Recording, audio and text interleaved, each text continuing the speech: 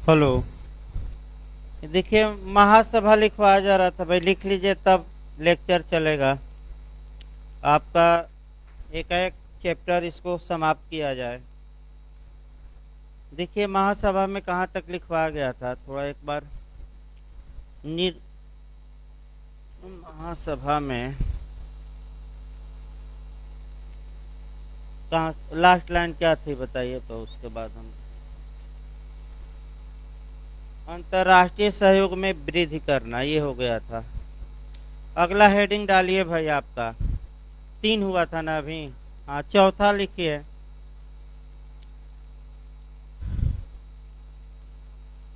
अंतर्राष्ट्रीय शांति और सुरक्षा बनाए रखना। हेडिंग डालिए, अंतर्राष्ट्रीय शांति और सुरक्षा बनाए रखना, यानी कि इंटरनेशनल पीस एंड सिक्योरिटी को मेंटेन रखना, अंतर्राष्ट्रीय शांति और सुरक्षा बनाए रखना। लिखिए पैराग्राफ चेंज करके इसमें। संयुक्त राष्ट्र संघ के चार्टर, यानी कि शॉर्टकट में भी इसे लिख सकते हैं यूएनओ के चार्टर। शॉर्टकट में संयुक्त राष्ट्र संघ के चार्टर के अनुच्छेद 24 में, अनुच्छेद 24 में, यानी कि 24 में अंतर्राष्ट्रीय शांति एवं सुरक्षा, अंतर्राष्ट्रीय, ये जीएस में भी क्वेश्चन आ चुका है, अभी पढ़ाना है इसको। मैंने आपका अनुच्छेद 24 अभी पढ़ाया नहीं गया है, 1-2 दिन में आ ही जाएगा। लिखिए, अंतर्राष्ट्रीय शांति और सुरक्षा बनाए रखने की प्राथमिक जिम्मेदारी, प्राथमिक जिम्मेदारी सुरक्षा परिषद को सौंपी गई है।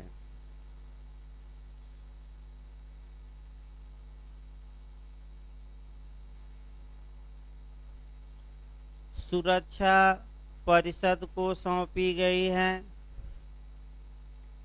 लेकिन अनुच्छेद 11, लेकिन अनुच्छेद 11 इस बात का उल्लेख करता है कि, लेकिन अनुच्छेद 11 इस बात का उल्लेख करता है कि महासभा ऐसे सभी विषयों पर, महासभा ऐसे सभी विषयों पर विचार विमर्श कर सकती है, विचार विमर्श कर सकती है,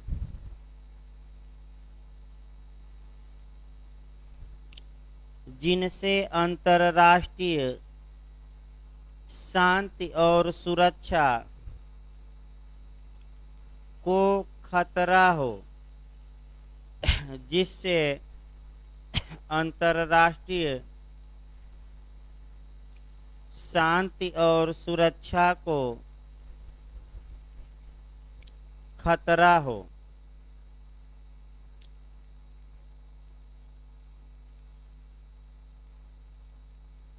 पैराग्राफ चेंज करके लिखेगा इसी में, सामूहिक उपाय करना या शांति के लिए संगठित होने का प्रस्ताव।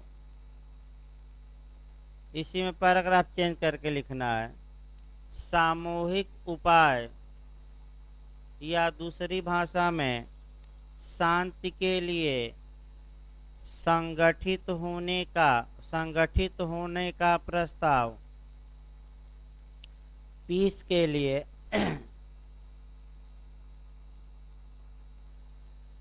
यूनाइटिंग फॉर पीस रिजुलेशन, यानी कि शांति के लिए संगठित होने पूछे या शांति के लिए एकत्र होने का सिद्धांत, ये आपका ज़्यादा यहाँ से क्वेश्चन बना है।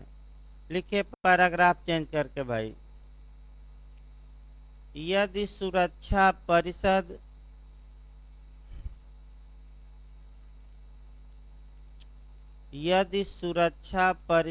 के 5 अस्थायी सदस्यों में से यदि सुरक्षा परिषद के 5 अस्थायी सदस्यों में से किसी सदस्य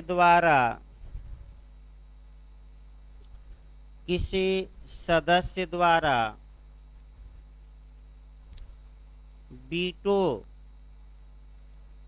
बीटो को हिंदी में कहते हैं नकारात्मक मत या निगेटिव वोटिंग, ना है तो हिंदी में लिख सकते हैं बीटो यानी कि नकारात्मक मत, निगेटिव वोटिंग करना।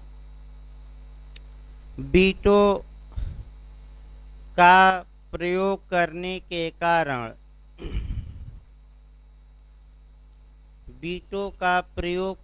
के कारण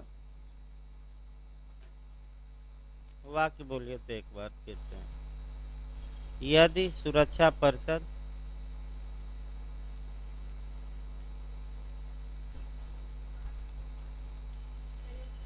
प्रयोग करने के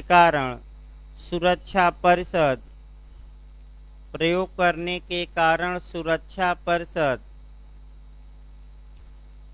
कार्यवाही करने में असफल रहती है,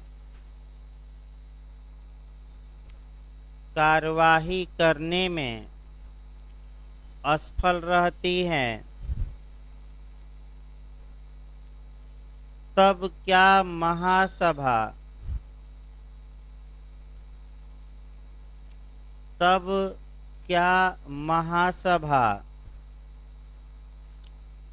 कार्यवाही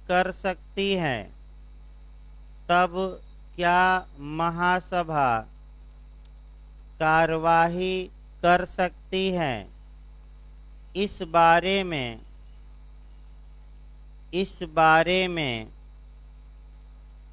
यूएनओ चार्टर में कोई प्रावधान नहीं है।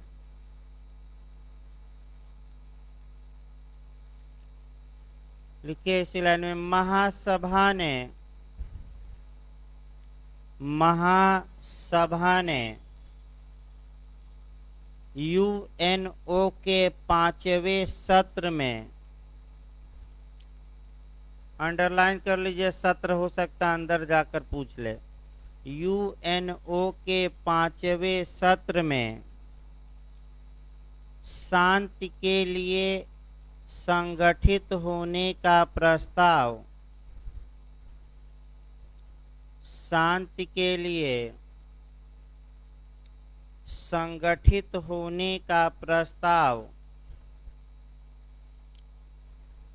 3 नवंबर 1950, ये डेट याद करना पड़ेगा, 3 नवंबर 1950। ये 2-3 बार रिपीट किया, अंडरलाइन कर लीजिएगा। 3 नवंबर 1950 को पास किया, अंडरलाइन कर लीजिएगा, पास किया, जिसका प्रस्ताव संख्या यानी कि प्रपोजल नंबर, प्रस्ताव संख्या एलएलएम में एक बार पूछा गया भाई आपका इलाहाबाद विश्वविद्यालय के, तो भी अंडरलाइन करिएगा, जिसका प्रस्ताव संख्या बताया भी गया था 377 है, जिसका प्रस्ताव संख्या 377 था, 377। इस प्रस्ताव को इसी लाइन में लिखिएगा, इस प्रस्ताव को अमेरिका ने पेश किया,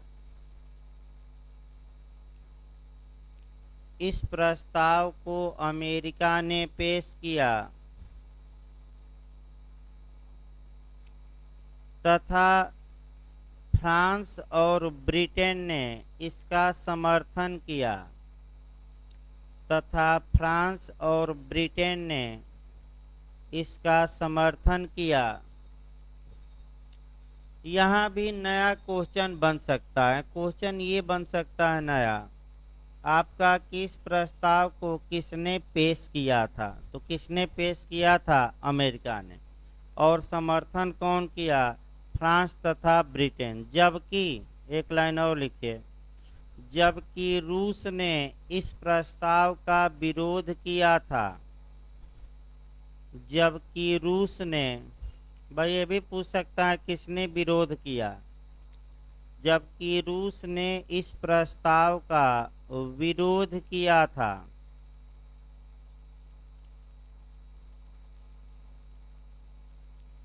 इस प्रस्ताव के पक्ष में, इस प्रस्ताव के पक्ष में 52 मत पड़े, यानी कि 52। इस प्रस्ताव के फेवर में 52, यानी कि ये भी हो सकता अंदर जाकर पूछे, 52 मत पड़े। जबकि विरोध में 5 मत पड़े, यानी कि 5। प्रस्ताव के अगेंस्ट में 5, जबकि विरोध में 5 मत पड़े। जबकि 2 सदस्य गैर हाजिर थे, यानी कि अब्सेंट थे, यानी कि अनुपस्थित। जबकि 2 सदस्य गैर हाजिर थे। अभी क्वेश्चन यहाँ बना है यूपीजे में कि इस प्रस्ताव की वैधता, इस प्रस्ताव को न्याय के अंतर्राष्ट्रीय न्यायालय ने किस वाद में वैलिड माना, सही माना, वैध माना? एक क्वेश्चन यूपीजे में ये भी आ चुका है, तो इसी लाइन में लिख लेना है, इस प्रस्ताव को, इस प्रस्ताव को न्याय के अंतर्राष्ट्रीय न्यायालय ने, न्याय के अंतर्राष्ट्रीय न्यायालय ने संयुक्त राष्ट्र संघ के कतिपय खर्चों, न्याय के अंतर्राष्ट्रीय न्यायालय ने संयुक्त राष्ट्र संघ के कतिपय खर्चों, कतिपय मतलब सम होता है, सम माने कुछ, यूएनओ के कतिपय खर्चों के मामले में, कास्ट बस याद रखिएगा, किस मामले में? कास्ट के। कतिपय खर्चों के मामले में इस प्रस्ताव को वैध माना, इस प्रस्ताव को वैध माना।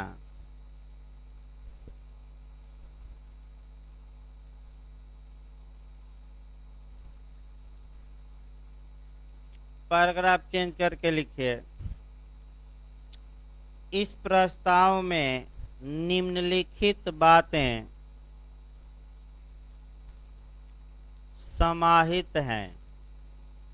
इस माने क्या प्रपोजल पास किया गया? इस प्रस्ताव में निम्नलिखित बातें समाहित हैं। लिखिए, फर्स्ट लिखिए, यदि सुरक्षा परिषद, फर्स्ट सेकंड थर्ड करके लिखिएगा, मैंने क्या क्या रेजुलेशन पास हुआ वो लिखवा जा रहा है। पहला लिखिए, यदि सुरक्षा परिषद अंतर्राष्ट्रीय शांति और सुरक्षा, यदि सुरक्षा परिषद अंतर्राष्ट्रीय शांति और सुरक्षा बनाए रखने में विफल हो जाती है, बनाए रखने में विफल हो जाती है, तब महासभा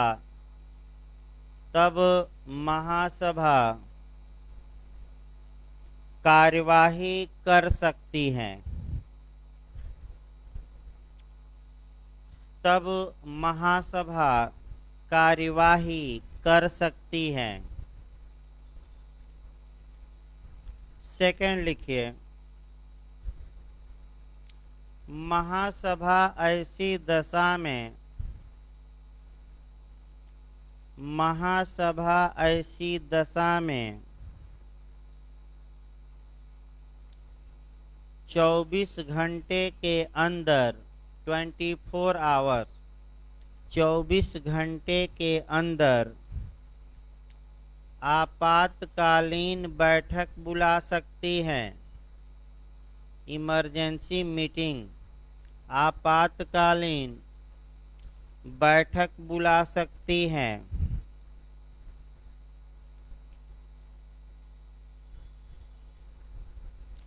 थर्ड लिखिए, 14 सदस्य यानी कि 14 मेंबर वाली। थर्ड में लिखिए 14 सदस्य शांति पर्यवेक्षण आयोग, 14 सदस्य शांति पर्यवेक्षण आयोग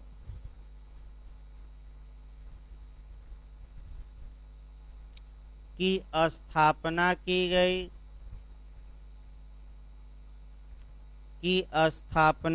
गई,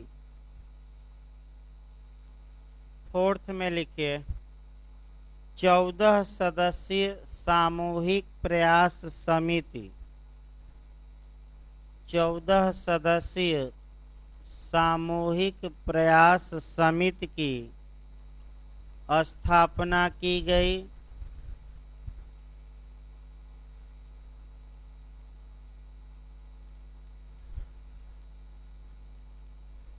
पांचवा लिखिए, सभी देशों से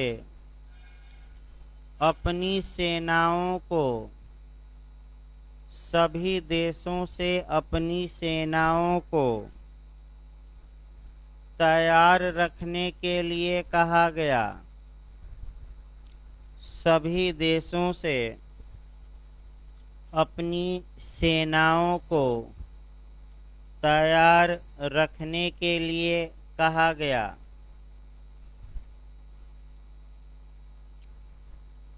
अगला कार्य लिखिए भाई, ये हो गया, चौथा पॉइंट हुआ, ये देखिए तीसरा चौथा, पांचवा हो गया। पहला सामान्य कार्य है, दूसरा चौथा हुआ है भाई। पांचवा लिखिए भाई, नए सदस्यों के प्रवेश, हेडिंग डालिए, नए सदस्यों के प्रवेश, निलंबन और निष्कासन संबंधी कार्य।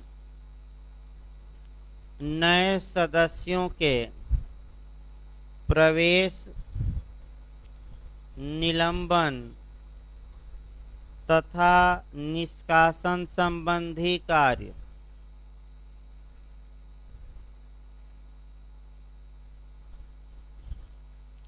लिखे पैराग्राफ चेंज करके, सुरक्षा परिषद की सिफारिश पर, सुरक्षा परिषद की सिफारिश पर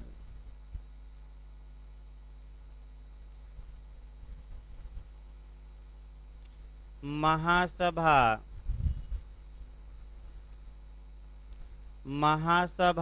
नए सदस्यों का प्रवेश, निलंबन, नए सदस्यों का प्रवेश, निलंबन एवं निष्कासन की कार्यवाही करती हैं, एवं निष्कासन की कार्यवाही करती हैं।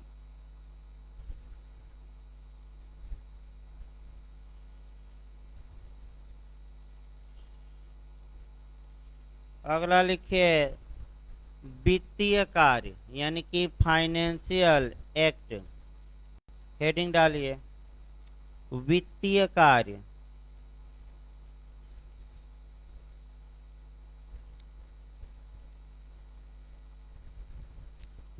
लिखिए महासभा संयुक्त राष्ट्र संघ के बजट पर विचार करेगी। देखिए अनुच्छेद इसमें जोड़ना है भाई, एक शुरुआती दौर में थोड़ा अनुच्छेद जोड़ लीजिए। अनुच्छेद 17 के तहत शुरुआती दौर में जोड़ लीजिए तो अनुच्छेद 17 के तहत एक बार पूछा गया क्वेश्चन, आर्टिकल याद रखिएगा। अनुच्छेद 17 के तहत महासभा संयुक्त राष्ट्र संघ के यानी कि यूएनओ के संयुक्त राष्ट्र संघ के बजट पर विचार करती है और उसे पास करती हैं। बजट पर विचार करती हैं और उसे पास करती हैं।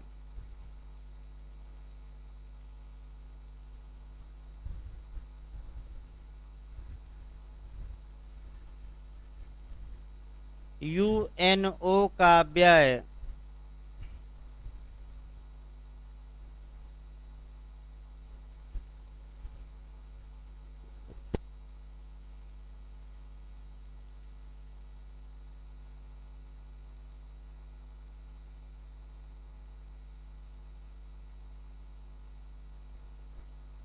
लिखिए भाई, फिर से एक बार वाक्य बोलिए तो लास्ट लाइन बोलिए क्या लिखवा गया तो यूएनओ। लिखिए यूएनओ का व्यय का विभाजन महासभा द्वारा ही किया जाता है।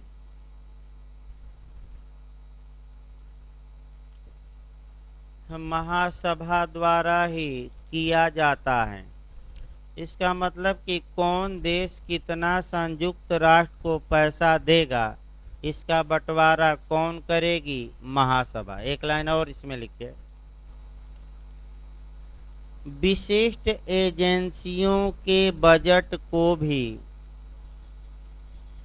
विशिष्ट एजेंसियों के बजट का भी अनुमोदन विशिष्ट एजेंसियों के बजट का भी अनुमोदन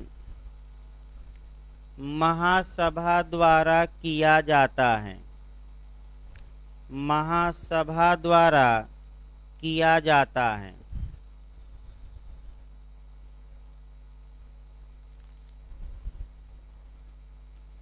अगला हेडिंग डालिए,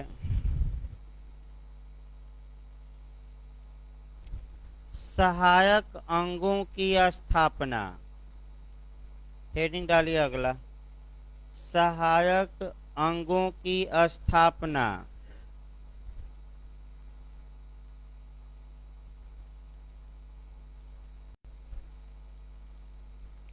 लिखिए अनुच्छेद 22 के तहत, ये भी अंडरलाइन कर लीजिएगा, अनुच्छेद 22 के तहत महासभा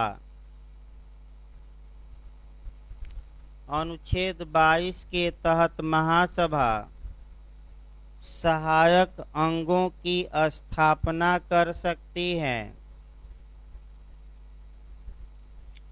सहायक अंगों की स्थापना कर सकती है।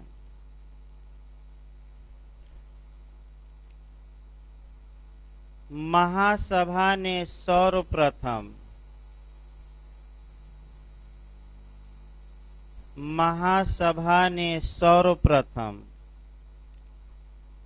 अंतर्राष्ट्रीय विधि आयोग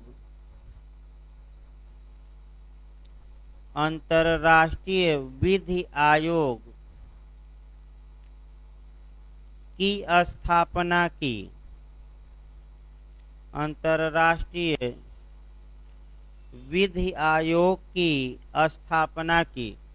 हो सकता है ये भी क्वेश्चन नया बन जाए कि प्रथम सहायक अंग की स्थापना कौन सा अंग था जिसकी स्थापना आर्टिकल 22 के तहत महासभा ने किया, तो इंटरनेशनल लॉ कमीशन, अंतर्राष्ट्रीय विधि आयोग। अगला लिखिए आपका सलाहकारी अधिकारिता या सलाह मांगना, एडवाइजरी या सलाह मांगना या सलाहकारी अधिकारिता भी लिख सकते हैं। लिखिए इसमें यूएनओ चार्टर के अनुच्छेद 96 के तहत 96 यूएनओ के चार्टर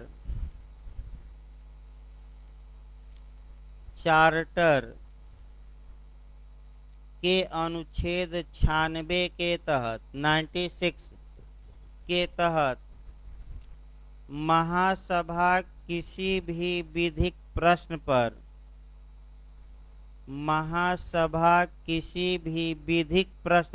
तथ्य के प्रश्न पर नहीं लिखवा जा रहा है, किसी भी विधिक प्रश्न पर न्याय के अंतर्राष्ट्रीय न्यायालय से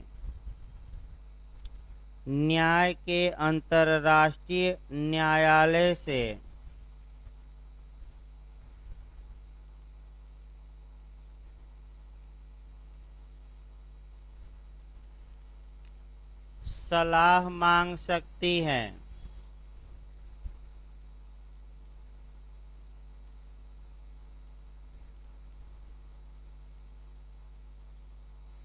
अगला हेडिंग डालिए मतदान से वंचित करना।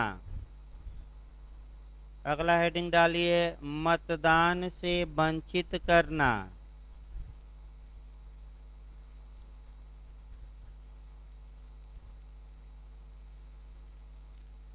लिखिए अनुच्छेद 19 के अनुसार 19 अनुच्छेद 19 के अनुसार यानी कि 19 में ये है, अनुच्छेद 19 के अनुसार यदि किसी सदस्य देश का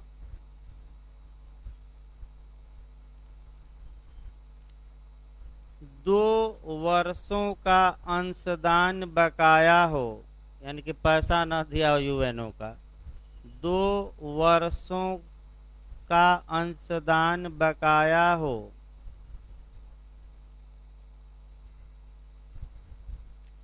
तब महासभा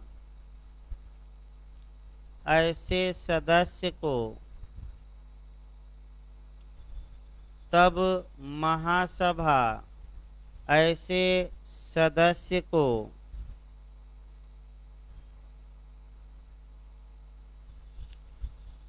महासभा में मतदान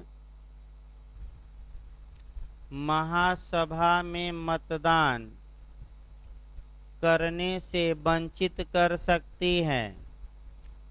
महासभा में मतदान करने से वंचित कर सकती है।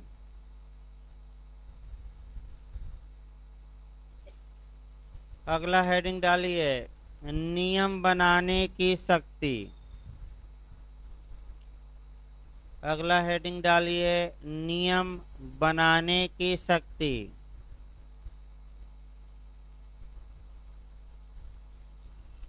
लिखिए अनुच्छेद 21 के तहत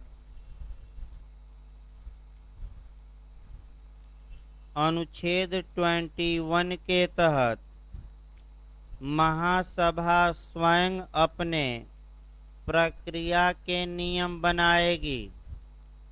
अनुच्छेद 21 के तहत महासभा स्वयं अपनी प्रक्रिया के नियम बनाएगी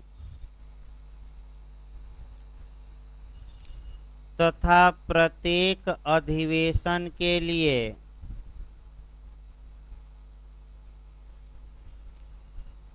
एक अध्यक्ष चुनेगी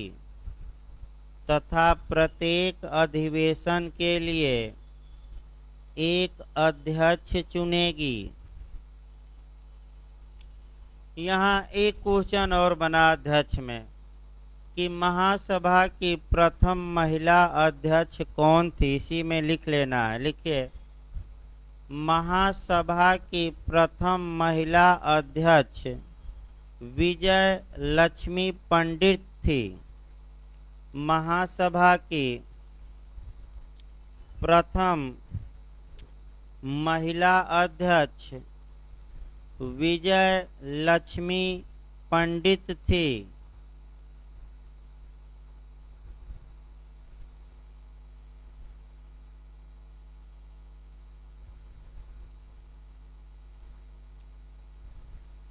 लास्ट में हेडिंग डालिए तो एक और, महासभा के संकल्पों का प्रभाव, यानी कि जो प्रस्ताव पास करते हैं उसका इफेक्ट क्या होगा। लिखिए, हेडिंग डालिए, महासभा के संकल्पों का प्रभाव या इफेक्ट। लिखिए इसमें भाई, सामान्यतः महासभा के प्रस्ताव, सामान्यतः महासभा के प्रस्ताव बाध्यकारी नहीं होते। भाई पूछ सकता है ऐसा भी क्वेश्चन, सामान्यतः महासभा के प्रस्ताव बाध्यकारी नहीं होते। मैंने चाहे राज्य माने या न माने, सम्मान भले करें लेकिन बाध्य नहीं। लेकिन लगाइए, लेकिन निम्नलिखित 3 मामलों में, बहुत अंदर जाएगा तब ये पूछेगा, लेकिन निम्नलिखित 3 मामलों में महासभा के प्रस्ताव बाध्यकारी होते हैं।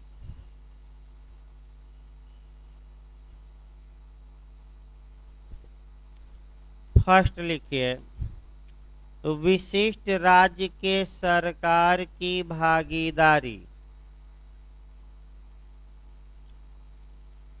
फर्स्ट में लिखेगा विशिष्ट राज्य के सरकार की भागीदारी।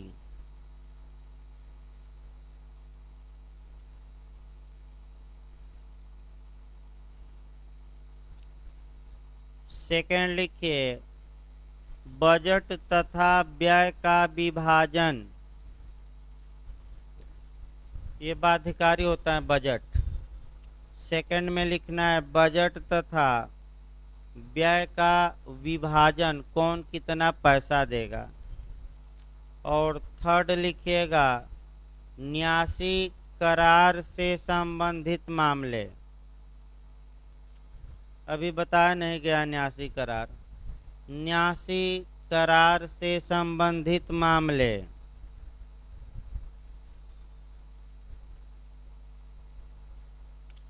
देखिए, एक आपका विशिष्ट राज्य की भागीदारी को समझाना है। इसका मतलब अफगानिस्तान है। अब वहाँ भाई आपका मुख्य माने प्रधानमंत्री दूसरा हो गया और आपका एक राष्ट्रपति थे, भाग गए, तब दोनों के प्रतिनिधि पहुँच जाए महासभा में तो किसको आसन दिया जाए बैठने के लिए, ये महासभा खुद तय करेगी कि कौन वास्तव में आपका अफगानिस्तान का प्रतिनिधित्व करेगा। विवाद उत्पन्न हो जाए तब, मान लीजिए बैठक हुई, दोनों पहुंच गए, तब क्या होगा। तो ये महासभा खुद डिसाइड करेगी कि दोनों में से किसे यहाँ बैठने दिया जाए, प्रस्ताव पास किया जाएगा। तो इस प्रकार जो महासभा के बारे में जो सामान्य बातें थी और अनुच्छेद कुछ ऐड करना है वो आपका समाप्त हुआ। आइए अगला आपका लेक्चर चलेगा, फिर शुरुआती दौर में कल लिखवाया जाएगा। देखिए, एक चैप्टर हम उठा रहे हैं ताकि एक चैप्टर डेली होता रहे, छोटा छोटा। आपका सचिवालय, यानी कि आज जो हम पढ़ाएंगे आपका सचिवालय के बारे में, और यहाँ से आपका एक क्वेश्चन बनने का पूरा चांस रहता है। अब कैसा आपका क्वेश्चन बन सकता है, कैसा नहीं, यूपीजे में कैसा क्वेश्चन बना है, तो बेयर एक्ट में तो कम ही मिलेगा। देखिए, सचिवालय या द सेक्रेटरिएट का प्रावधान आपका यूएनओ चार्टर के अध्याय 15 में किया गया है। अनुच्छेद 97 से लेकर 101 यानी कि 97, 98, 99, 100, 101 यानी कि कुल कितने अनुच्छेदों में? 5। फिर एक बार देखिए भाई, जो सचिवालय है, देखिए नया आपका अंग शुरू हो रहा है भाई आपका।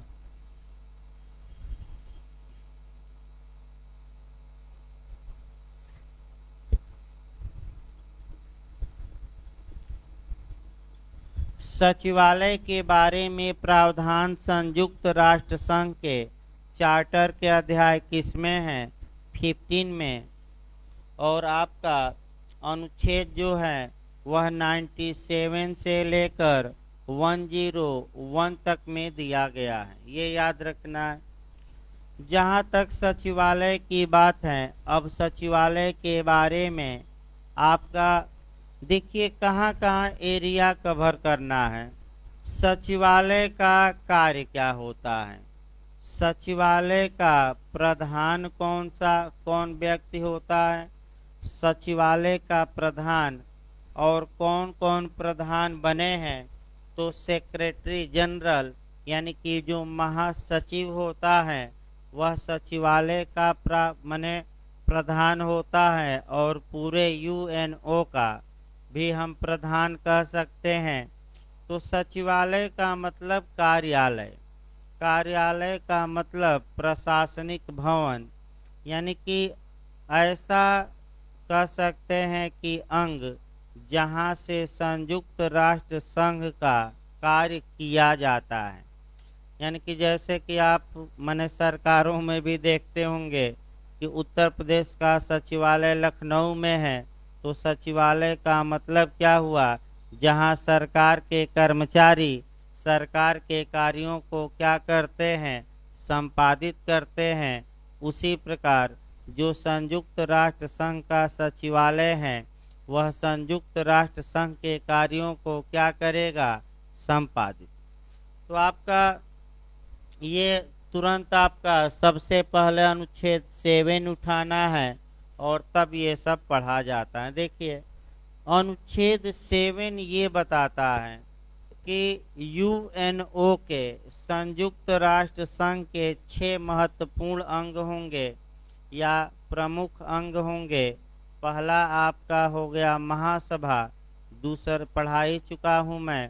दूसरा आपका न्याय का अंतर्राष्ट्रीय न्यायालय जो सबसे बड़ा था वो भी पढ़ाया जा चुका है। और 4 आपका अभी बचा है, तो 4 में आपका तीसरा शुरू किया जा रहा है आपका सचिवालय।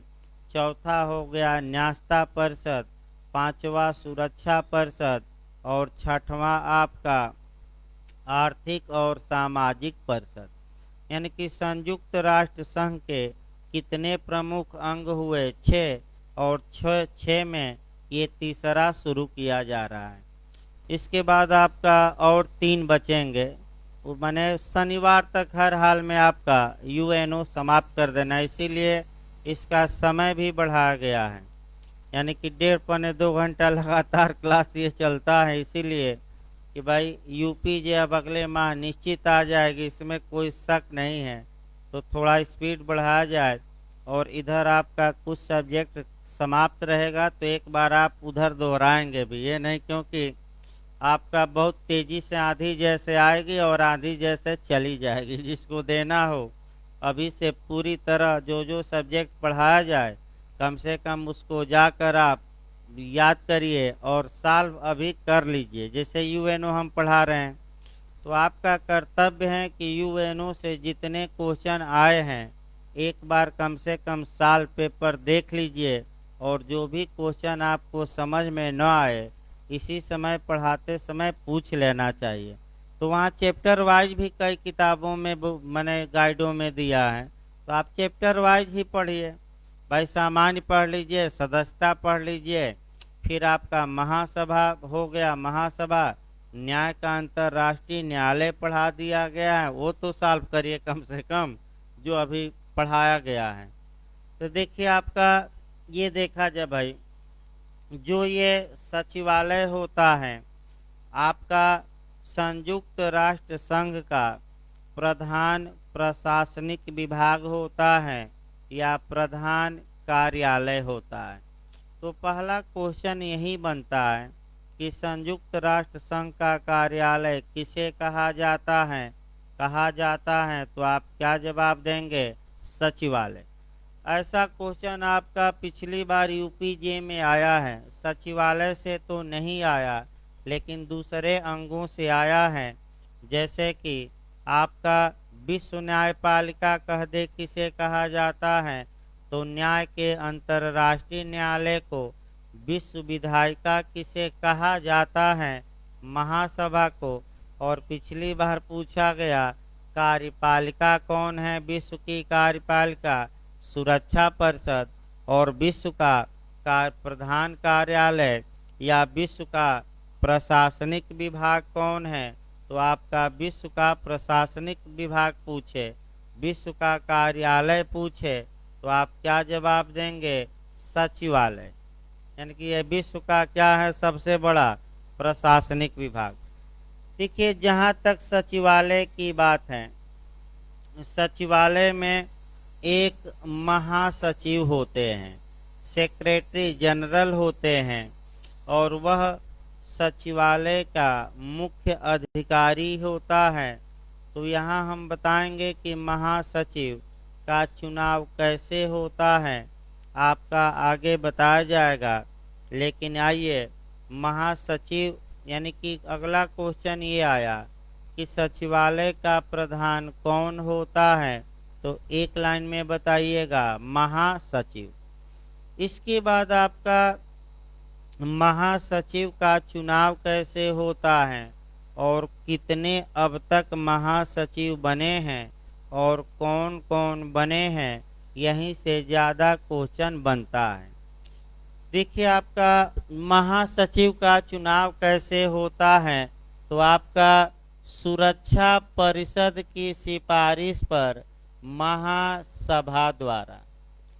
यानी कि पहला ऑप्शन आपको ये देखना है कि अगर ये पूछे कि महासचिव का चुनाव कैसे होता है, तो आप ये ऑप्शन देखिएगा कि सुरक्षा परिषद की सिफारिश पर महासभा द्वारा।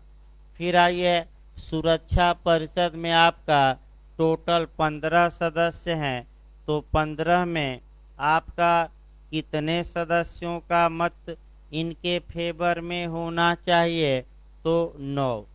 यानी कि सुरक्षा परिषद अभी पढ़ा जाएगा, कल या परसों आ ही जाएगा।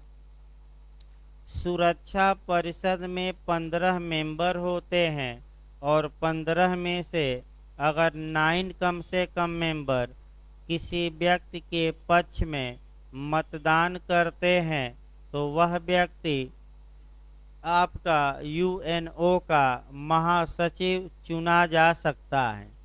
अब यहाँ से भी उठाना है आपको, जो ये 9 सदस्य हैं, 5 अस्थाई सदस्य 15 में होते हैं, तो क्या इन 9 में 5 अस्थाई सदस्यों का पॉजिटिव मत या सकारात्मक मत होना आवश्यक है कि नहीं, तो 5 जो अस्थाई या परपेचुअल मेंबर हैं, इनका पॉजिटिव मत होना अनिवार्य है।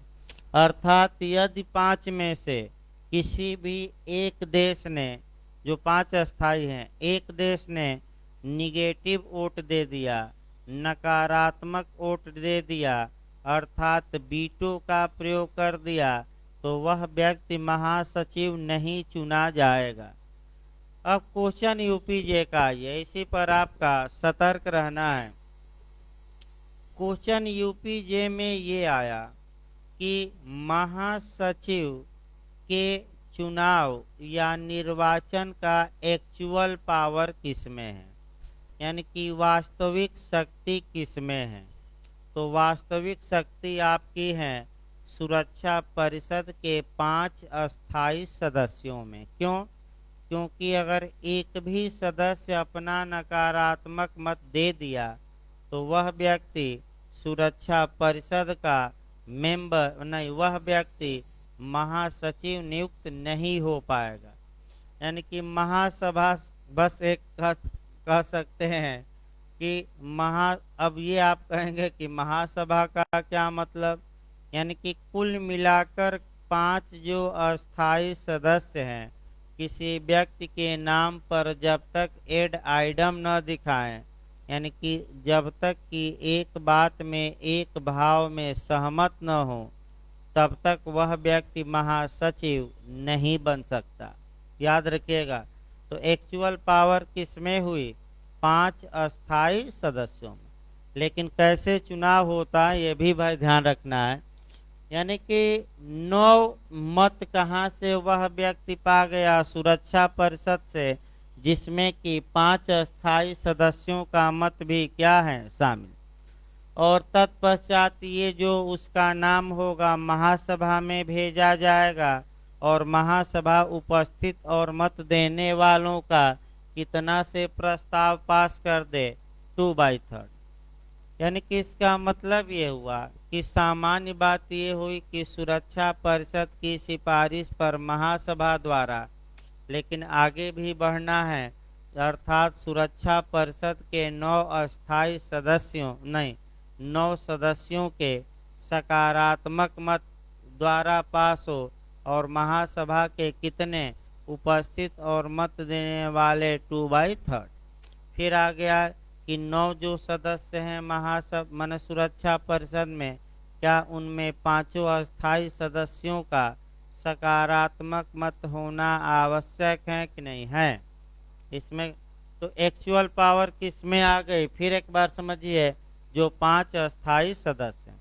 जैसे कि भारत में भी इसको जोड़ सकते हैं कि उच्चतम न्यायालय और उच्च न्यायालय में जजों की नियुक्ति का एक्चुअल पावर किस में है, यानी कि वास्तविक शक्ति किस में है? तो आपका जवाब रहेगा कोलिजियम में, यानी कि चयन मंडल में। तो कैसे चयन मंडल में है?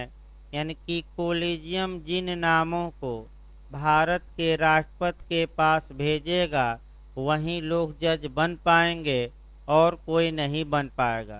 तो एक्चुअल पावर पूछा जाता है किस में होती है? तो कोलिजियम।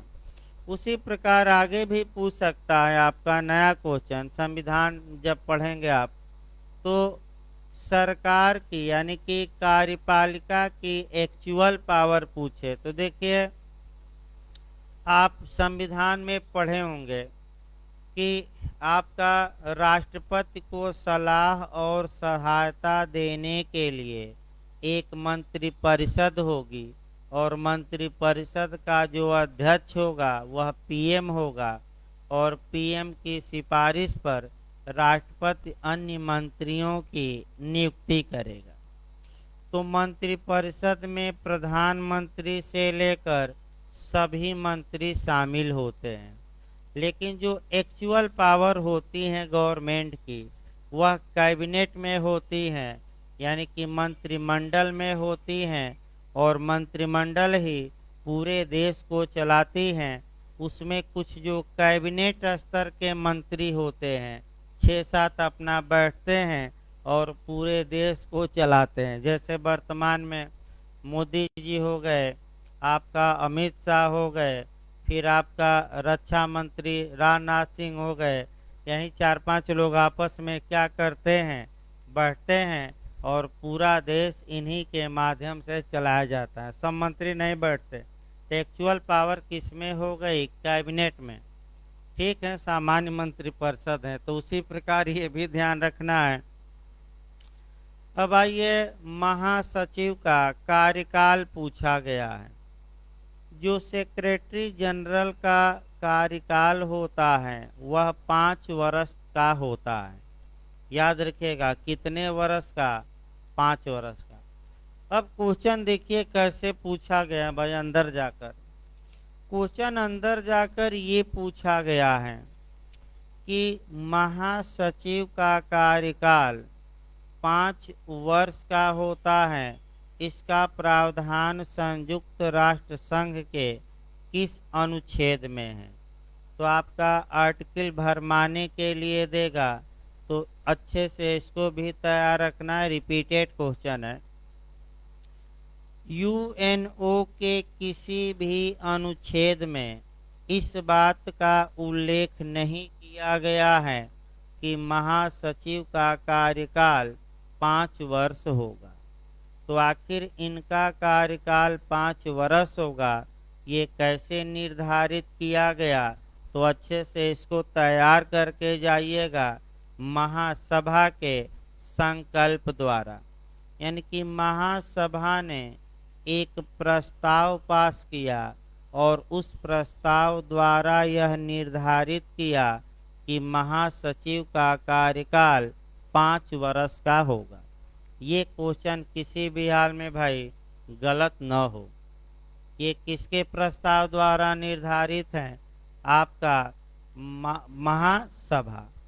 अब अगला क्वेश्चन ये बनता है जो कौन कौन, अब तक अभी अनुच्छेद शुरू नहीं हुआ, सामान्य बातें चल रही हैं, अनुच्छेदों में दम भी नहीं है, 10 मिनट में निकल जाएगा।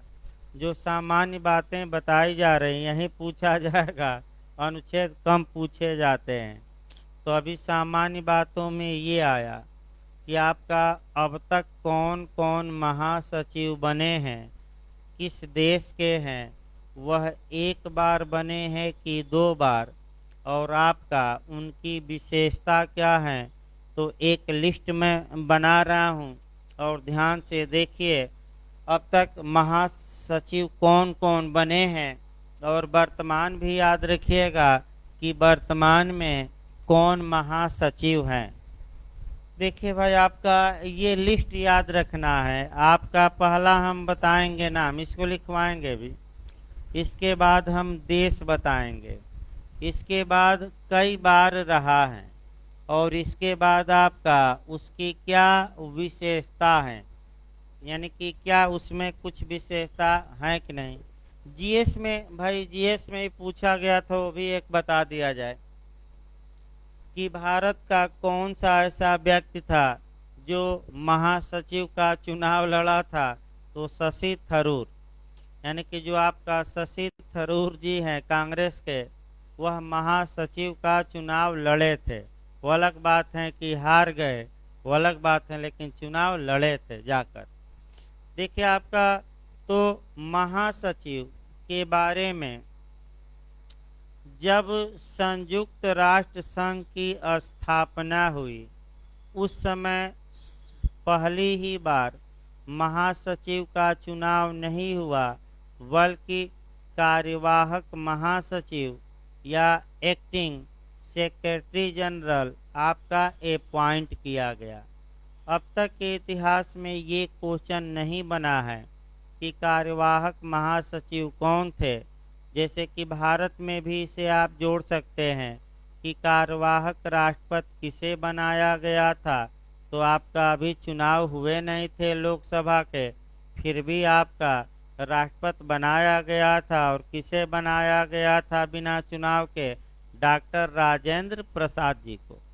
उसी प्रकार आपका क्वेश्चन यहाँ ये आया कि कार्यवाहक महासचिव किसे पहले बनाया गया, तो वह था ग्लेडविन जेब। ग्लेडविन जेब हम लिखवा देंगे इसे।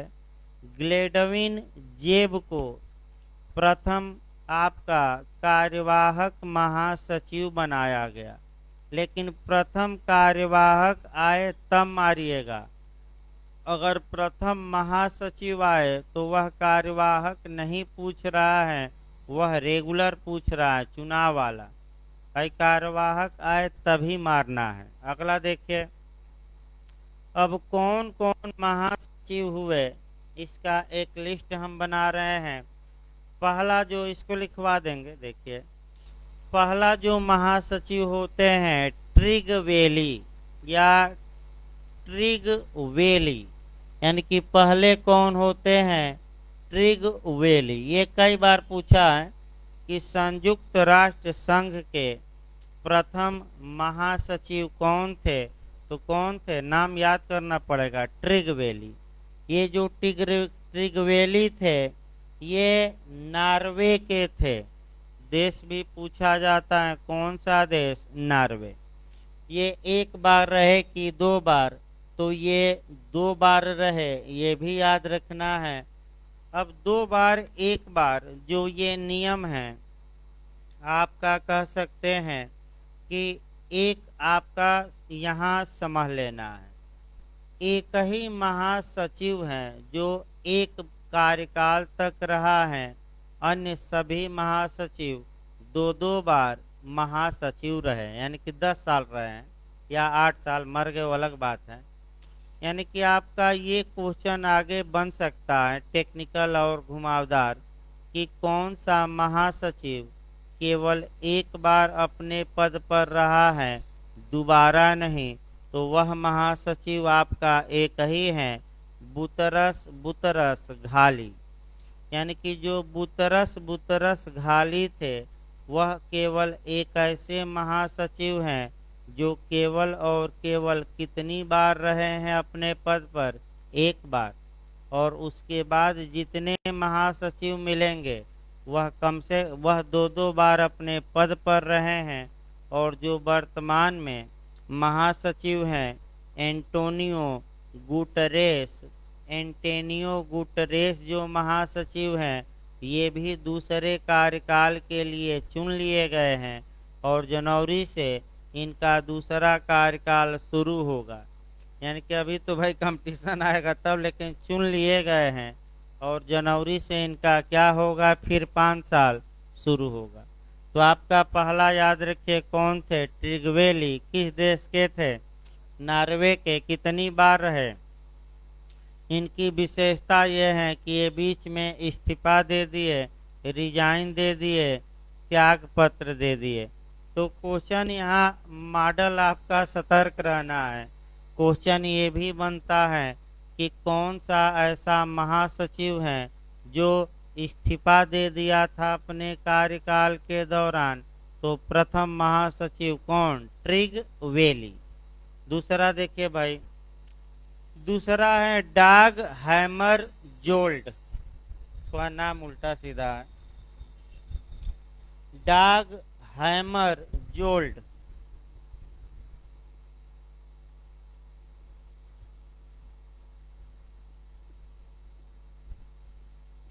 इनके बारे में देखिए, डाग हैमरजोल्ड ये जो थे ये स्वीडन के थे। ये भी ये सब रटना पड़ेगा और कोई उपाय नहीं है इसका। ये सब अगर चाहते हैं कि इधर से गलती न हो तो सबका नाम और कार्यकाल और देश, और उनकी देश ही नहीं कुछ विशेषताएं जो हम बताएंगे वो भी रटना पड़ेगा। देखिए, डाग हैमरजोल्ड जो थे ये दूसरे हुए आपका, ये स्वीडन के थे और ये भी 2 बार रहे। कितनी बार ये रहे हैं? 2 बार। इनकी जो विशेषता है, इनकी विमान दुर्घटना में मृत्यु हो गई। तो क्वेश्चन आपका ऐसे बना है कि कौन सा यूएनओ का महासचिव था जिसका कार्यकाल के दौरान ही विमान दुर्घटना में मृत्यु हो गई? तो आपका जवाब रहेगा, आपका कह सकते हैं डाग हैमरजोल्ड। याद रखिए, भी पूछा जाता है घुमावदार, कौन सा महासचिव था पूछा गया है ये, जिसकी विमान दुर्घटना में मृत्यु हो गई। तो भाई याद रखिए दूसरे महासचिव की। अब तीसरा, ये तीसरा यू थाट हैं, जो तीसरे महासचिव बने यू थाट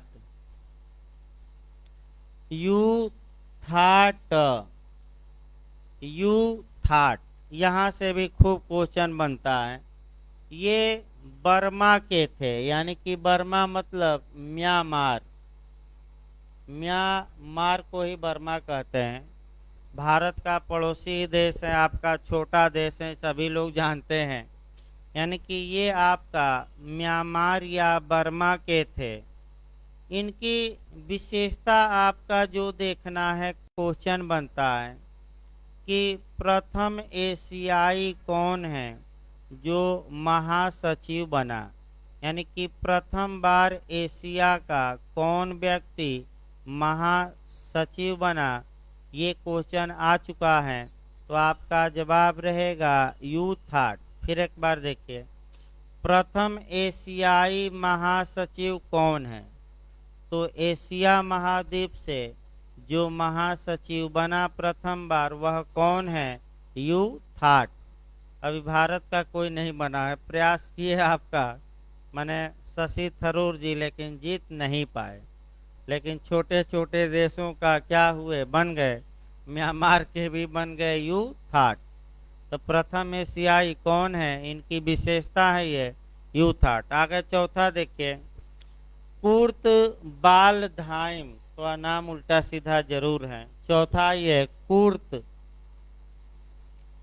कुर्त बाल धाइम। आइए देखा जाए, जो ये कुर्त बाल धाइम थे ये ऑस्ट्रिया के थे, यानी कि देश ये किसके थे? ऑस्ट्रिया के थे। ये सब दो बार रहे भाई, अब बताया नहीं जा रहा है, जहाँ एक बार आएगा वो बताया जाएगा, एक ही केवल है। ये दो बार रहे। आपका कह सकते हैं कि इन्होंने, इनकी विशेषता क्या है? तो इन्होंने 1977 ईस्वी में 1977 में डिप्टी सेक्रेटरी जनरल यानी कि उप महासचिव के पद का सृजन किया। तो जो कुर्त बाल धाइम हैं ऑस्ट्रिया के, इनकी विशेषता भी याद रखना है कि इन्होंने क्या किया?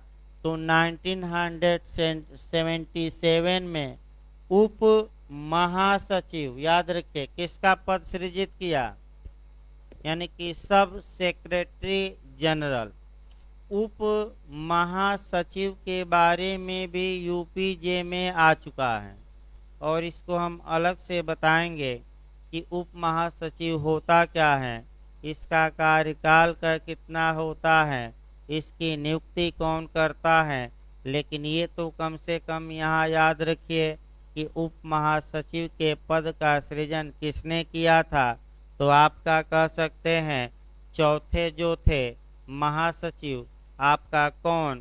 कुर्त बाल धाइम ने किस सन में किया था? तो 1977। लेकिन किसी को नियुक्त नहीं किया।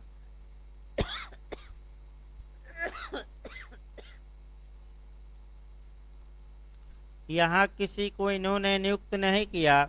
अब ये पूछा जाता है कि आखिर नियुक्त किसने किया? तो नियुक्त किया आपका 1998 में जाकर नियुक्त किए गए प्रथम उप महासचिव। और लुइस प्रेचटे, याद रखिए भाई, आपका कौन थे? लुइस प्रेचटे। लुइस तो कम से कम याद रखिएगा कि प्रथम उप महासचिव कौन था? लुइस प्रेचटे।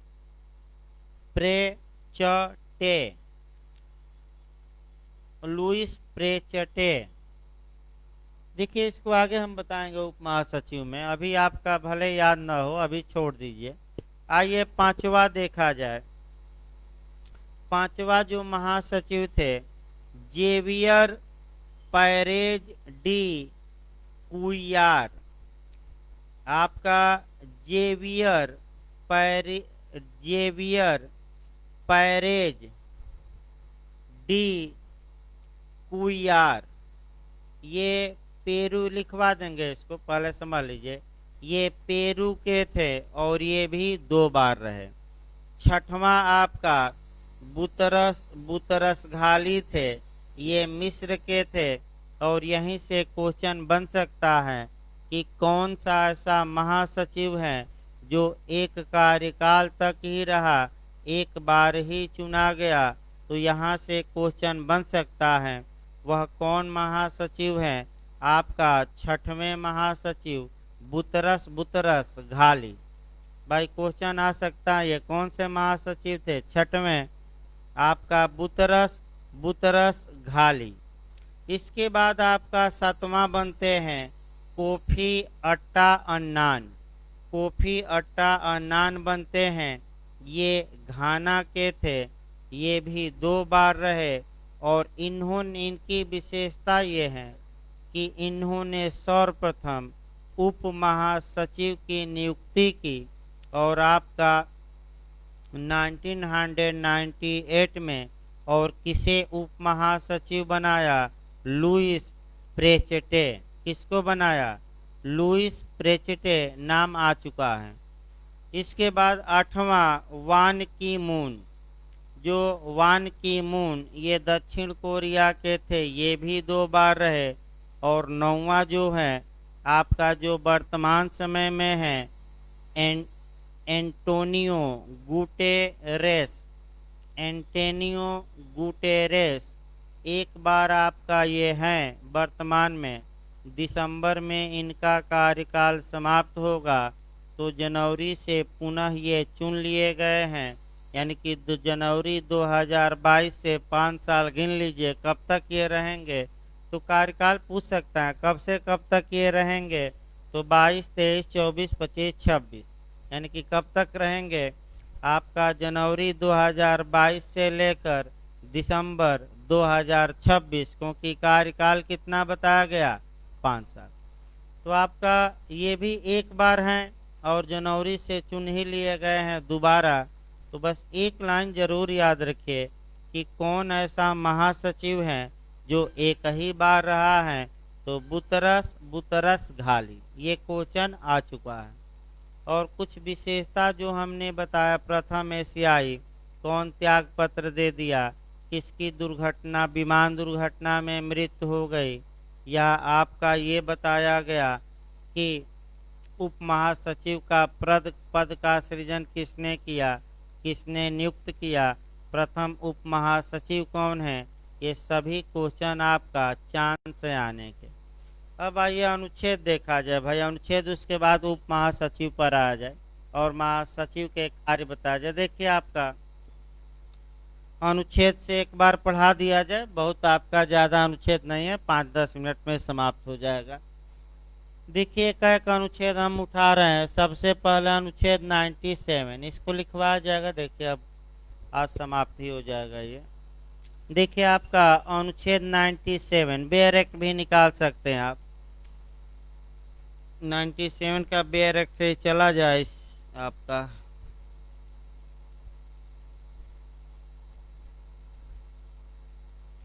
देखिए क्या कहा गया है भाई। सचिवालय में एक महासचिव और संघ की आवश्यकता अनुसार अन्य कर्मचारी वर्ग रहेगा। यानी कि जो सचिवालय या सेक्रेटरिएट हैं उसका प्रधान कौन होगा, और तो महासचिव होगा। और इनकी सहायता के लिए आवश्यकता अनुसार क्या रखे जाएंगे? कर्मचारी। अब इनकी नियुक्ति कैसे की जाएगी? तो सुरक्षा परिषद की सिफारिश पर महासभा द्वारा महासचिव की नियुक्ति की जाती है। तो पहले ही हम बताए कि सुरक्षा परिषद के कितने सकारात्मक मत? 9 और प्लस महासभा के कितने? 2/3। 9 में 5 अस्थायी सदस्यों का सकारात्मक मत भी आवश्यक है। अतः जो एक्चुअल पावर जो मैं पिछली बार पूछा, एक्चुअल या वास्तविक शक्ति महासचिव की नियुक्ति के किसको है? तो सुरक्षा परिषद के 5 अस्थायी सदस्यों। ये जरूर याद रखें। वह संघ का प्रमुख प्रशासनिक अधिकारी होगा। तो अगला क्वेश्चन ये बन सकता है कि संयुक्त राष्ट्र संघ का प्रमुख प्रशासनिक अधिकारी कौन है? प्रमुख कौन है? तो महासचिव है। यानी कि पूरे यूएनओ का क्या होगा? ये प्रधान अधिकारी होगा। अगला ये भाई 98, महासचिव महासभा, सुरक्षा परिषद, आर्थिक और सामाजिक परिषद और न्यायता परिषद की सभी बैठकों में उसी हैसियत से कार्य करेगा और अन्य कार्यों को करेगा जो इन अंगों द्वारा सौंपे जाए और महासचिव संघ के कार्य के संबंध में महासभा को वार्षिक रिपोर्ट देगा।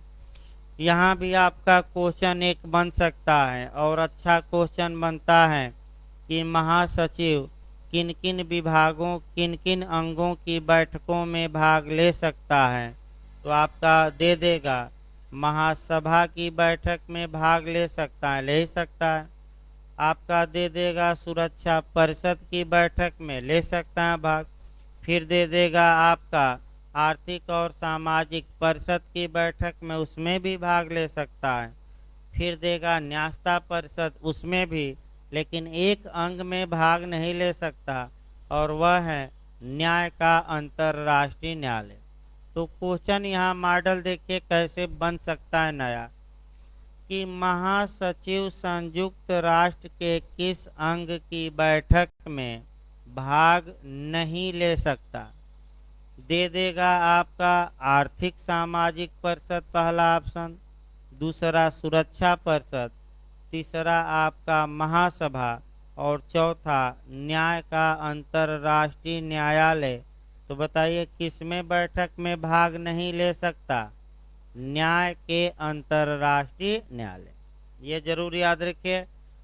हाँ, जो संयुक्त राष्ट्र संघ ने वर्ष भर में क्या किया, इसकी रिपोर्ट महासचिव द्वारा महासभा को दी जाएगी कि हमने एक साल में क्या क्या काम किया, कितना पैसा आया, कितना खर्च हुआ, सब लिस्ट बनाकर महासचिव किसको पेश करेंगे?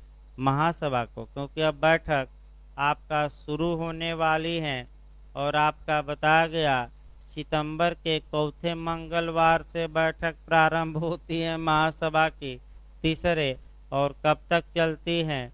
तो लगभग दिसंबर लास्ट तक, यानी कि वहीं 15 से 20 के बीच में, यानी कि क्रिसमस के पहले समाप्त हो जाती हैं। तो कब बैठक प्रारंभ होती है? नियमित। और देश के प्रतिनिधि जाते हैं या राष्ट्राध्यक्ष जाते हैं और जाकर अपनी अपनी बातें, समय अलाट, डेट अलाट रहता है, उतने समय में अपनी बातें कहना है। और इस बार मोदी जी भी जा रहे हैं, बात तो कहेंगे ही और भी काम करेंगे, यानी कि आपका बातें भी करेंगे, जाकर यूएनओ में भाषण देंगे और अन्य मुलाकात भी करेंगे। तो अगला ये 99 आ जाइए, 98 खत्म हो गया। महासचिव सुरक्षा परिषद का ध्यान किसी ऐसे मामले की ओर आकर्षित कर सकता है जिसकी राय में अंतर्राष्ट्रीय शांति और सुरक्षा को खतरा हो। इसके बाद अनुच्छेद 100 आपका माने जो महासचिव और उसके जो कर्मचारी रहेंगे वह किसी सरकार के कर्मचारी नहीं होंगे, न किसी प्राधिकारी से अनुदेश मांगेंगे। वह अंतर्राष्ट्रीय कर्मचारी हैं तो अपना स्वतंत्र कार्य करेंगे, महासचिव के निगरानी में करेंगे। यानी कि इसका मतलब कि भारत का कोई कर्मचारी है संयुक्त राष्ट्र संघ के सचिवालय में और भारत कह दे कि ऐसा नहीं ऐसा करिए, तो ऐसे कर्मचारी किसी देश का आदेश नहीं मानेंगे। किसका आदेश मानेंगे? महासचिव का या यूएनओ का, क्योंकि वे तो अंतर्राष्ट्रीय स्तर पर हैं, भारत पाकिस्तान के नहीं अब कर्मचारी रहे। और 101 कर्मचारी वर्ग की नियुक्ति हो सकता है, पूछ ले तो महासचिव द्वारा की जाएगी महासभा द्वारा बनाए गए नियमों के अनुसार। बस एक लाइन कि जो सचिवालय में कर्मचारियों की नियुक्ति होगी वह किसके द्वारा होगी, ये क्वेश्चन आ सकता है। महासचिव द्वारा होगी और किसके द्वारा बनाए गए नियमों के अनुसार? महासभा। यानी कि महासभा रूल बनाएगी और उस रूल के अनुसार महासचिव कर्मचारियों की क्या करेंगे? नियुक्ति। इस प्रकार अनुच्छेद लगभग समाप्त हो गया। अब कुछ सामान्य बातें बची हैं, उसको देखा जाए आपका महासचिव के बारे में। तो पहले उप महासचिव देख लिया जाए। एक क्वेश्चन यहाँ बनता है, देखिए भाई, उप महासचिव अभी हम बताए भी थे, लेकिन फिर एक बार समझिए। उप महासचिव के पद के बारे में संयुक्त राष्ट्र संघ के चार्टर यानी कि दस्तावेज में कोई प्रावधान नहीं है। यानी कि कोई प्रावधान आपका यूएनओ के संविधान में नहीं है कि उप महासचिव होगा कि नहीं होगा। इसके पद का सृजन, अब सृजन भी पूछा जाता है, नियुक्ति, और कौन नियुक्त किया गया अभी हमने बताया, ये सब याद करना पड़ेगा। इसके पद का सृजन आपका चौथे महासचिव कुर्तबाल धाइम ने किया। तो क्वेश्चन आपका ये बनता है कि उप महासचिव के पद का सृजन किस महासचिव ने किया? तो चौथे महासचिव, और कौन थे? तो कुर्तबाल धाइम, रट कर जाना है। लेकिन इन्होंने पद का सृजन तो कर दिया, लेकिन नियुक्ति नहीं की, अभी अपॉइंटमेंट नहीं किया। तो प्रथम उप महासचिव की नियुक्ति का श्रेय किसको जाता है? तो कोफी अट्टा अन्नान को जाता है। यानी कि किसने नियुक्त किया था? कोफी अट्टा अन्नान 12 जनवरी 1998 यानी कि 12 जनवरी 1998 को। और प्रथम उप महासचिव कौन थे? तो आपका लुइस प्रेचेटे। जो लुइस प्रेचेटे थे वह प्रथम उप महासचिव बनाए गए। सन याद रखिएगा 1998। तो 3-4 क्वेश्चन आपका बना। किसने पद का सृजन किया? तो कुर्तबाल धाइम। किस सन में किया? तो 1977। किसने नियुक्त किया? कोफी अट्टा अन्नान ने। किस सन में किया? 1998। और किसको प्रथम उप महासचिव किसको बनाया गया? तो लुइस प्रेचेटे। जरूर याद रखिए आपका। अब ये पूछा जा सकता है कि उप महासचिव का कार्य क्या होगा? तो महासचिव के कार्य में सहयोग करें कि सहयोग न करें? सहयोग करें। और दूसरा अंतिम इसमें कार्यकाल पूछ सकता है। तो कार्यकाल क्या होता है? तो कार्यकाल बस याद रखिए महासचिव के कार्यकाल के बराबर। यानी कि इसका मतलब ये हुआ कि ध्यान से देखिए भाई, कार्यकाल के बराबर। मान लीजिए 5 साल के लिए महासचिव को नियुक्त किया गया और 3 साल बाद महासचिव ने इस्तीफा दे दिया, तो और उप महासचिव भी बना था, तो ये भी 3 साल बाद क्या हो जाएंगे? समाप्त। यानी कि महासचिव के जब तक वह व्यक्ति महासचिव हैं, ये उप महासचिव रहेंगे, और जैसे ही वह व्यक्ति गया तो इनका भी पद क्या हो जाएगा? समाप्त। ये नियम बनाया गया। जैसे कि आप मुख्यमंत्री और उप मुख्यमंत्री और मंत्री भी देख सकते हैं। जब तक मुख्यमंत्री अपने पद पर हैं तभी तक उप मुख्यमंत्री भी हैं, और जैसे ही मुख्यमंत्री इस्तीफा दिया इनका पद अपने आप ही क्या हो जाएगा? समाप्त। अगला ये देखा जाए आपका ट्रोयका डिमांड। एक और जे में आया है, एलएलएम में भी आया है भाई ट्रोयका। ये ट्रोयका डिमांड क्या है? ये अच्छे से याद रखिए। ट्रोयका डिमांड किससे संबंधित है? एक बार आया है क्वेश्चन। देखिए जो ये ट्रोयका डिमांड या ट्रोयका मांग है, ये आपका महासचिव के पद से संबंधित है। पहला याद रखना है। इसकी मांग रूस ने की। यानी कि इसकी मांग किस देश ने की? रूस ने की। और रूस ने ये कहा कि संयुक्त राष्ट्र संघ के चार्टर में संशोधन किया जाए और 3 महासचिव बनाया जाए, क्योंकि महासचिव सही कार्य नहीं कर रहे हैं और 3 रहेंगे तो बैलेंस क्या रहेगा। तो फिर एक बार बताए तो ट्रोएका डिमांड किससे रिलेटेड है, महासचिव। किसने ये मांग की, यानी कि किसने ये प्रपोजल दिया था, रूस ने।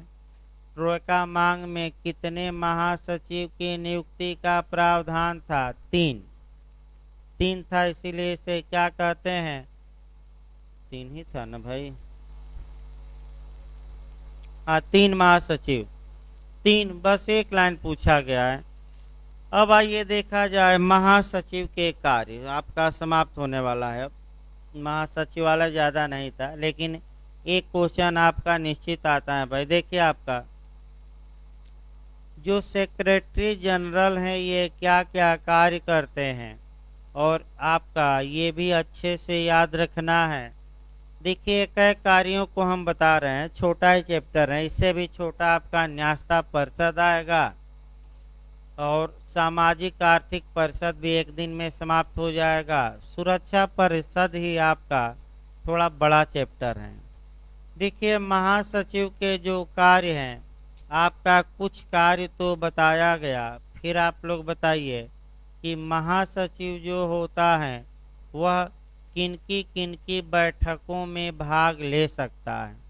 तो बताइए महासभा की बैठक में ले सकता है कि नहीं, और सुरक्षा परिषद, न्यास्ता परिषद, आर्थिक सामाजिक परिषद ले सकता है।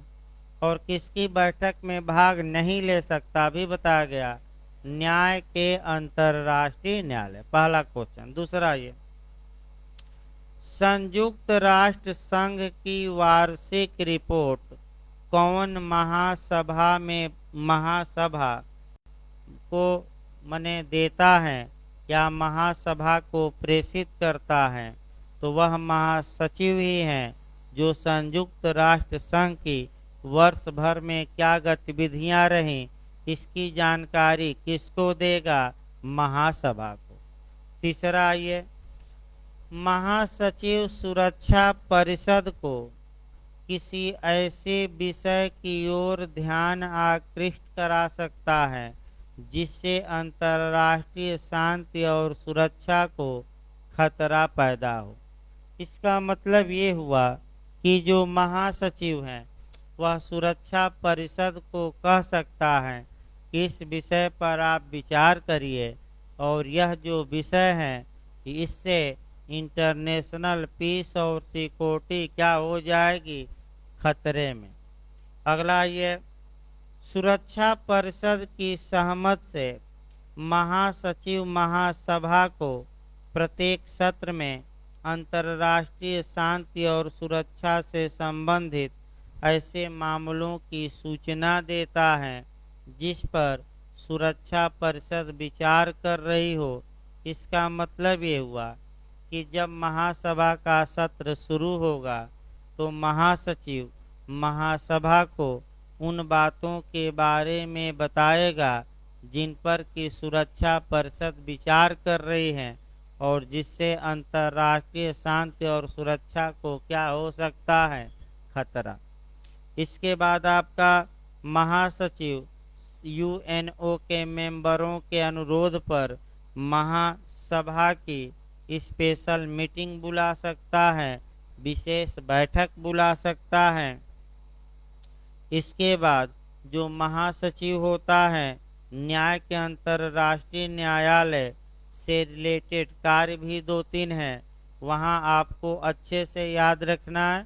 यहाँ से भी आपका क्वेश्चन बना है, और मैं 1-2 दिन पहले ही बताया भी था। देखिए जब कोई न्याय के अंतर्राष्ट्रीय न्यायालय का न्यायाधीश त्याग पत्र देता है तो फिर आ जाए, याद रखिए जो इंटरनेशनल कोर्ट ऑफ जस्टिस है, शॉर्टकट में कहा जाता है ICJ। भाई ICJ जहाँ भी लिखा हो इसका मतलब कि इंटरनेशनल कोर्ट ऑफ जस्टिस, यानी कि न्याय का अंतर्राष्ट्रीय न्यायालय। तो आपको बताया गया था कि अगर कोई न्यायाधीश इस्तीफा देना चाहता है तो किसको देगा, महासचिव को डायरेक्ट नहीं देगा, बल्कि इस न्यायालय के किसको, अध्यक्ष को, और जब अध्यक्ष को दे देगा तो अध्यक्ष इसकी सूचना किसको देंगे, तो संयुक्त राष्ट्र संघ के किसको, महासचिव। फिर एक बार देखिए, ये क्वेश्चन आ चुका है भाई, फिर एक बार इसको देखिए। संयुक्त राष्ट्र के माने न्याय के अंतर्राष्ट्रीय न्यायालय का न्यायाधीश इस्तीफा किसको देता है, तो न्यायालय के अध्यक्ष को। तो अध्यक्ष इसकी सूचना किसको देंगे, महासचिव को, और इस सूचना के देने के साथ ही जो न्यायाधीश का पद है वह क्या हो जाएगा, वैकेंट या रिक्त हो जाएगा। अगला ये अब कैसे हटाया जाएगा, ये देखिए भाई आपका किसी भी न्यायाधीश को कैसे हटाया जाएगा, ये भी बहुत बार पूछा गया है और भाई बताया भी गया था कि न्यायालय के अन्य न्यायाधीशों की सर्वसम्मति राय, यानी कि 15 जज हैं और 15 में अगर एक को हटाना है तो 14 उस प्रस्ताव के पक्ष में मतदान करें कि अब इन्हें पद से हटा दिया जाए। तो जैसे ही 14 लोग मिलकर एक को हटाने का प्रस्ताव पास करते हैं तो इस प्रस्ताव के पास होने की सूचना कौन किसको देगा, तो अब अच्छे से फिर नियम चेंज होगा। इस प्रस्ताव के पास होने की सूचना जो न्यायालय का रजिस्ट्रार होगा, हिंदी में दिया था निबंधक, यूपी जे ने रजिस्ट्रार नहीं लिखा, निबंधक लिखा था। तो एक बार न आए निबंधक सब तो इंग्लिश वर्जन जरूर देख लीजिएगा। तो इसकी सूचना कौन किसको देता है, तो जो रजिस्ट्रार हैं या निबंधक हैं वह किसको देता है, महासचिव को, कि इस न्यायाधीश को सर्वसम्मत प्रस्ताव पास करके क्या किया गया है, हटा दिया गया है। और अंतिम आपका कि महासचिव जजों की नियुक्ति के 3 माह पहले जिन देशों से जजों की नियुक्ति होनी है उनको सूचित करता है और कहता है कि आप लोग अपने अपने देश के व्यक्तियों का नाम भेजिए और आपका अस्थाई माध्यस्थम न्यायालय में भेजिए, और उस न्यायालय से व्यक्तियों का नाम निकालता है और अल्फ़ाबेटिकल उनका क्रम बनाता है, सीरियल वाइज क्रम बनाकर महासचिव सुरक्षा परिषद को भी भेज देता है लिस्ट, और महासभा को।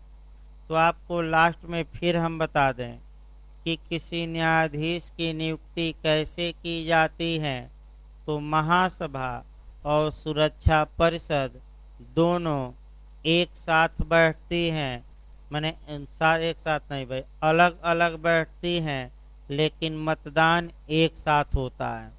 यानी कि इस लिस्ट पहुंच गई दोनों के यहाँ, किसके द्वारा पहुंचा दी गई, महासचिव द्वारा। उसी समय महासभा में वोटिंग हुई, उसी समय सुरक्षा परिषद में लिस्ट में जिनका नाम है, जो व्यक्ति दोनों में बहुमत पा लिया वह व्यक्ति क्या होगा, न्यायाधीश चुन लिया जाएगा। और बहुमत नहीं पाया तो आपका बताया गया था, थोड़ा याद रखिएगा, कितनी बार दोनों की बैठक हो सकती है, 3 बार, और 3 बार में भी नहीं मामला निपटता तो तीन लोग महासभा, 3 लोग सुरक्षा परिषद से नियुक्त होंगे, और यहाँ भी मामला नहीं निपटता तो किसको दे दिया जाएगा चुनने के लिए, न्यायालय को। अब मान लीजिए कि न्यायालय में भी जजों की संख्या बराबर हो गई कि किसको न्यायाधीश चुना जाए, तो यहीं आपका निर्णायक मत कौन देगा, तो भाई न्यायालय का अध्यक्ष नहीं देगा, बल्कि कौन हम बताए थे, जो एज में क्या हो, वरिष्ठतम, भाई जो आयु में क्या हो, वरिष्ठतम। तो लिखवा जाए भाई अभी आपका। इस प्रकार सचिवालय का जो चैप्टर था वो भी आपका पूरी तरह जितने क्वेश्चन आ सकते हैं सब बताया गया। तो आपका अभी ब्रेक रहेगा भाई 20 मिनट का, 10:30 बजे से क्लास चलेगा आपका एविडेंस का। और कल आपका शुरुआती दौर में लिखवाया जाएगा, फिर 1 घंटा आपका लेक्चर चलेगा। कल छोटा चैप्टर उठाया जाए आपका न्यास्ता परिषद, और न्यास्ता परिषद आपका 15-20 मिनट का काम है। और न्यास्ता परिषद के बाद आर्थिक और सामाजिक परिषद। तो कल हम प्रयास करेंगे कि 2 आपका अंग समाप्त हो जाए। तो शुरुआती दौर में लिखवाया जाएगा पहले, फिर आपका लेक्चर, क्योंकि भाई 1.5 पौने 2 घंटा चल रहा है, तो उसमें आपका बंटवारा ही कर देना ठीक है। तो रेस्ट ले लीजिए, 20 मिनट का ब्रेक रहेगा भाई। 10:10 हो रहा है, 10:30 से क्लास चलेगा एविडेंस का।